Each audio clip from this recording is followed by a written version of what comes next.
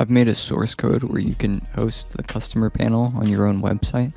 It does require the seller plan, though you can test out the seller plan before purchase by going into the Discord server, and there is a demo accounts channel. So what you're going to need to do is edit the credentials.php file. You're going to need to put in your application name, which is on pretty much any page of the dashboard. You're going to need to put in the owner ID, which is in the account settings of the dashboard, and then you're going to need to put in the seller key, which is in the seller settings page on the dashboard. Once you do that, you can log into with your user.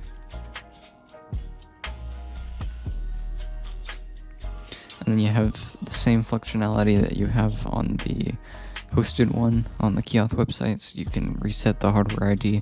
It would show that here if I didn't have already reset it. And then you can do the web loader, so same stuff.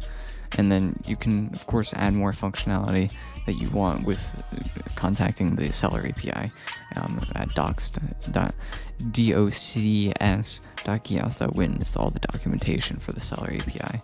So I hope this is helpful, and thank you.